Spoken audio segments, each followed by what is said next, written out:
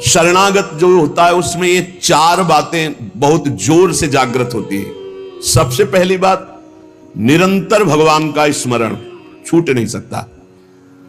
नींद आई तो सुसुप्ति में चला गया, जरा भी जागृत हुआ तो मंत्र चल रहा है, नाम चल रहा है, चलाना नहीं पड़ता। क्यों? शरणागत है।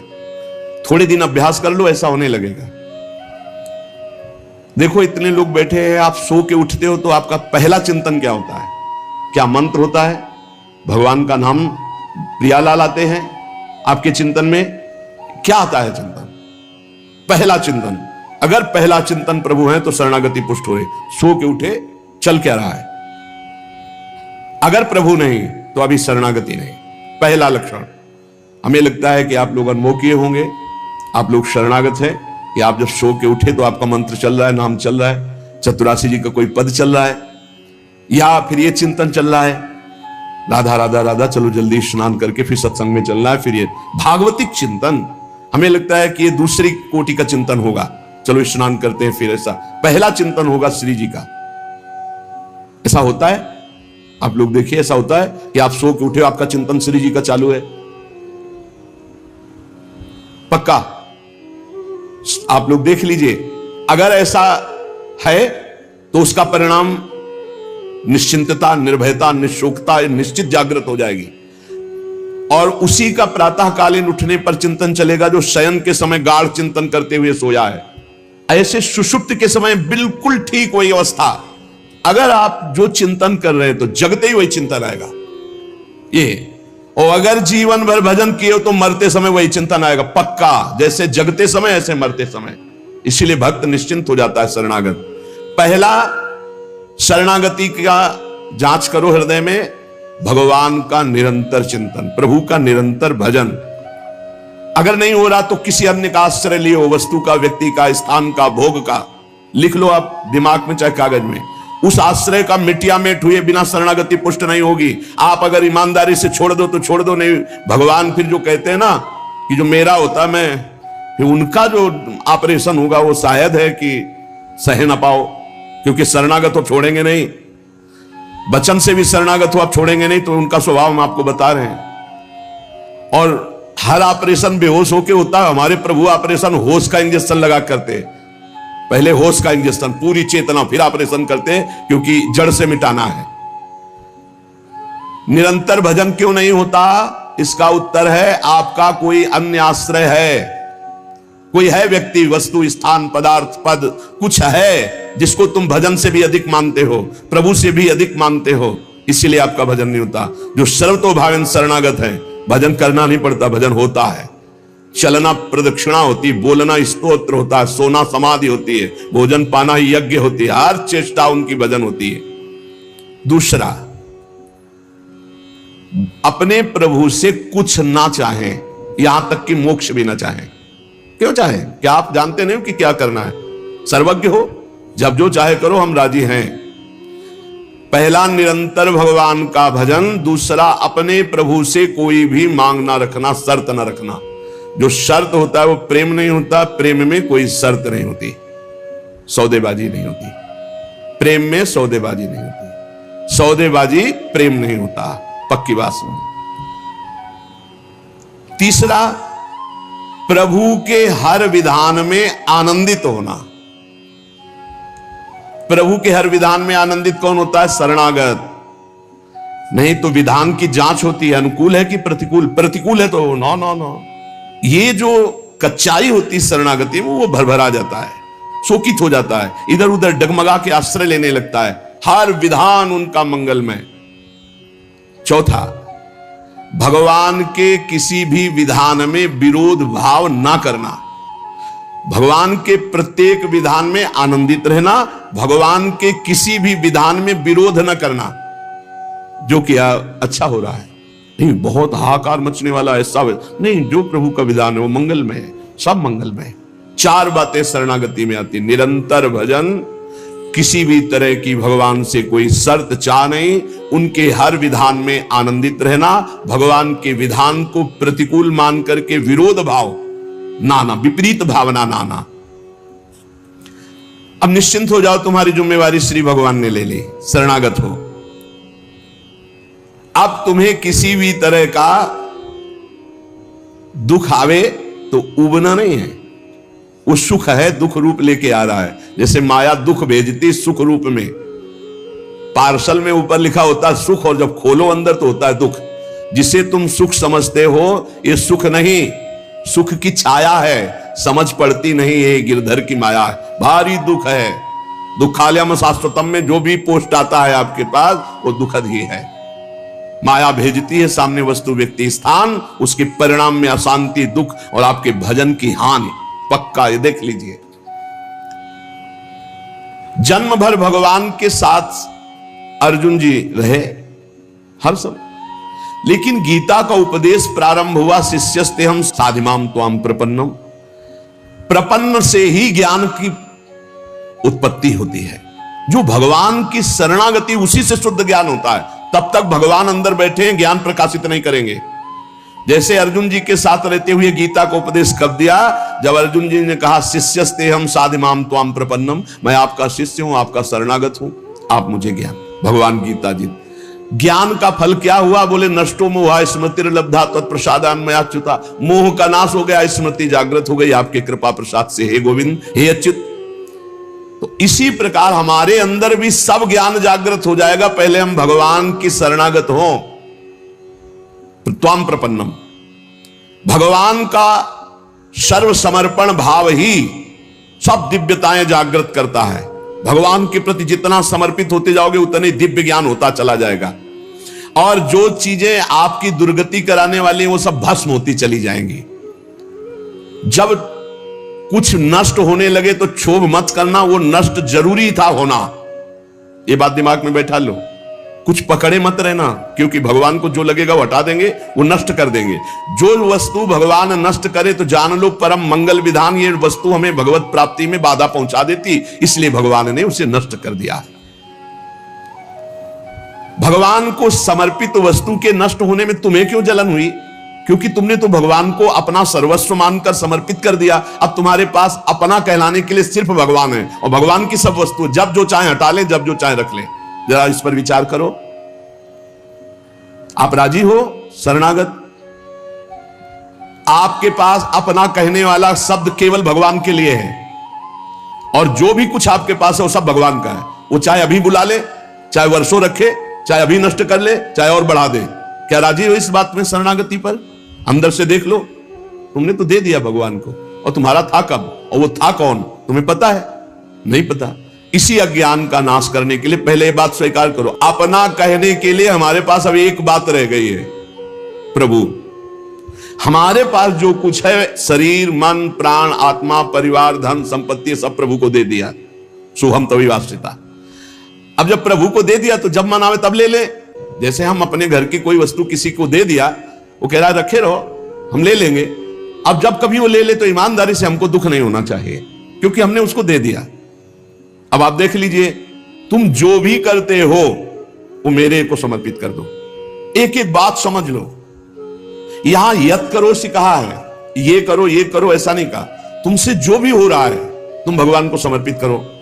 पहला काम ये, हम शरण में जा रहे हैं, सर्वधर्मान परित्यज्य, हम भगवान की शरण की तरफ यात्रा कर रहे हैं। यत करोषि, ये तो सर्वाणि कर्माणि मयि सन्न्यस्य मत्पराः, मेरे परायण होकर सारे कर्म मेरे को समर्पित कर। क्या जाता है? तुम जो कर रहे हो, ऑफिस जा रहे हो, नौकरी कर रहे हो, किसानी कर रहे हो, व्यापार कर रहे हो, 8-10 घंटे जो कर रहे हो उसमें बीच बीच में भगवत स्मरण करो, और पूरे 8 घंटे भगवान को समर्पित कर दो। कितना बढ़िया साधना बन रही। और जब भगवान को समर्पित करने की बात रहेगी तो स्मृति रहेगी भगवान की। यत करोषि, तुम सारे के सारे कार्य मेरे को समर्पित कर दो। यत माने जो कर रहे हो। तो क्या उसमें पापाचरण भी होता है क्या? तो क्या भगवान के लक्ष्य रखने वाले उपासक में पाप वासना वाली बातें रहती क्या? इसका मतलब सत्संग सुना नहीं, इसका मतलब सतमार्ग में भी तुम्हारा प्रवेश नहीं हुआ। नहीं तो ये प्रश्न ही नहीं उठता कि भगवत मार्ग में चलने वाले का कदम कुमार्ग में चला जाएगा। भूल न दे ही कुमार्ग पाऊं, छोटी मोटी अगर कभी कोई त्रुटि गलती हुई तो पश्चाताप की अग्नि में भस्म हो जाता है। वो भगवान को समर्पित गंदे आचरण नहीं करता, वो प्रार्थना करता है, प्रभु ये त्रुटि हो गई हमसे, हे नाथ इसको संभाल दो, मेरे बस की बात नहीं। वो भी इस तरह से प्रार्थना पूर्वक समर्पित है। यत करोषि और यदर्शनासि, जो भी तुम्हारी जिह्वा में, रसेंद्री में जाए, पानी जाए, भोजन जाए, बिना भगवान को अर्पित किए नहीं जाना चाहिए। अभी शरणागति पुष्ट हो जाएगी। जो भी कार्य करो भगवत समर्पित करो। एक स्थिति आती है जहां भगवत समर्पित करना नहीं पड़ता, स्वयं होता रहता है। वो होता है तन, मन, वाणी और अहम, इनका समर्पण जिनका हो चुका है पूर्ण रूप से। अब उनका नहीं होता कृष्णार्पणमस्तु, ये तो प्रारंभिक, पर ये जब तक स्थिति नहीं है तब तक प्रारंभिक दशा में ही हो। हर समय भगवदाकार स्थिति, कौन किसको समर्पण करे, ये स्थिति जब तक नहीं तब तक सिद्ध बनने की कोशिश न करे। आचरण जैसा आज्ञा हो रही शास्त्र की वैसे चले तो स्थिति आ जाएगी। यदश्नाशी, बिना भगवान को अर्पित किए कुछ नहीं खाना। भगवान आदेश करें जो पा रहे हो वो मेरे को अर्पित करो पहले। यदि शुद्ध शरणागति प्राप्त करना है तो जो कर्म कर रहे हो पहले, ये तो सर्वाणि कर्माणि भगवान कह रहे हैं, यत् करोषि, जो कर रहे हो मेरे को अर्पित करो। जो खा रहे हो वो मेरे को अर्पित करो। कुछ भी ऐसा खाओ मती जो भगवान को अर्पित नहीं कर सकते, ऐसा करो मती जो भगवान को अर्पित नहीं कर सकते। यज्जुहोषि, अब जो भी तुम भागवतिक आचरण करते हो, हवन यज्ञ आदि, तो बोले हम तो हवन नहीं करते, हम तो यज्ञ नहीं करते। यज्ञानाम जप यज्ञोस्मि, यज्ञों में सबसे बड़ी यज्ञ है जप यज्ञ। तो आप जो ये जप यज्ञ कर रहे हैं ये भगवान को अर्पित करो। भगवान कह रहे हैं ददाशी, जो तुम दान देते हो, दूसरों की सेवा करते हो, उसके भोक्ता मत बनो, कर्ता मत बनो। कर्ता कैसे नहीं बनोगे? हमारी वस्तु है, हम दान देते हैं, नहीं नहीं, प्रभु की वस्तु है। त्वदीयम वस्तु गोविंदम तुभ्यमेव समर्पये, आपकी दी हुई वस्तु आप इस रूप में आए, आपको दे दिया। ये भगवत शरणागति पुष्ट होने का उपाय भगवान करें। यह तपस्या से, जो तुम साधना कर रहे हो, जो तुम तपस्या कर रहे हो, वो सब मेरे को अर्पित कर दो। अर्थात तुम्हारी पूरे जीवन की, पूरे दिन की जितनी चेष्टाएं सब भगवत अर्पित होनी चाहिए। इससे तुम्हारी शरणागति पुष्ट हो जाएगी। यद करोषि यदस्नासि यज्जुहोषि ददासि यद तपस्यसि कौन्तेय तत्कुरुषु मदर्पणम, मेरे को अर्पित कर दो। अब ध्यान रखना, अब अपनी कमी की चिंता नहीं करनी, क्योंकि हमने भगवान को सब कुछ अर्पित कर, और कमी रहेगी नहीं। कमी रहती है अहंकार के कारण, भगवत विमुक्ता के कारण। फिर भी आपको संतुष्ट करने के लिए कह रहे हैं कि जैसे हम अपना मकान किसी को दे देते हैं तो मकान में जाले लगे हैं या टूटा है या कुछ भी बिगड़ा है, अब ये सारी जिम्मेवारी जिसने मकान खरीद लिया, ले लिया, उसकी होती है। वो मरम्मत करवाएगा, वो सफाई करवाएगा। ऐसे ही हम अपने तन को, अपने मन को, अपने प्राणों को, अपने जीवन को जीवननाथ प्रिया प्रीतम के चरणों में समर्पित कर दिया। अब हमको बेपरवाह रहना है इस विषय से। अब हमारा क्या होगा हमको ये चिंता नहीं करनी। अगर चिंता है तो शरणागति नहीं हुई। अगर ये चिंता है कि मेरा क्या होगा तो शरणागति नहीं हुई। सोचो, संसार में कोई तुम्हें प्यार नहीं करता, मान लो बात। जो प्रिया जो प्यार करके अपने महल में रखे, सुविधाओं के द्वारा तुम्हारा भरण पोषण कर रहे, तुम उनके प्रति रोना नहीं आता? उनके प्रति तुम्हें ये गुस्सा आता है कि ये प्रतिकूलता क्यों दे दी, हमारी ये अनुकूलता की बात थी, अनुकूलता क्यों नहीं दी? अरे जिनसे तुम अनुकूलता की आशा करते थे वो तो तुम्हें देखना नहीं चाहते, अंतर की बात तुम्हें बता रहे। और जिनको तुम कभी माने नहीं, जिनके लिए कभी कुछ किया नहीं, वो तुम्हें अहेतुकी प्यार से लबालब डुबो रहे, फिर भी तुम्हारे अंदर गुस्सा आता है प्रभु के प्रति। तुम हो कौन? अरे तुम भगवद अंश हो, भगवान के द्वारा शरीर दिया गया, भगवान के द्वारा सारी व्यवस्था दी गई, तुम्हारा अस्तित्व ही श्री भगवान है। समर्पित हो जाओ तो फिर चिंता भी खत्म हो जाएगी, सब कुछ उनकी कृपा से हो जाएगा। तुम चिंता मत करो, चिंतन करो।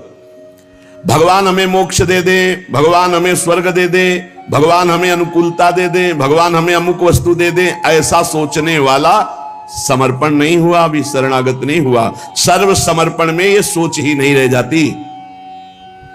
जब तक अहंकार है तब तक समर्पण का नाटक है, समर्पण नहीं। अहंकार है वहां सर्व समर्पण नहीं है। इसीलिए ये सब प्रश्न और सब चिंताएं, शोक, इनकी गुंजाइश नहीं। शरणागत के पास कोई भी किसी भी तरह की चिंता और संशय वृत्ति नहीं रहती। सर्व समर्पण हो जाने पर अब जिम्मेवारी भगवान की है, हमारी नहीं। हमारा केवल कर्तव्य भगवान का आदेश पालन करना। वो आदेश करें अनन्यस चिंतयन्तो माम, केवल मेरा अनन्य चिंतन करो, माम अनन्यस चिंतन।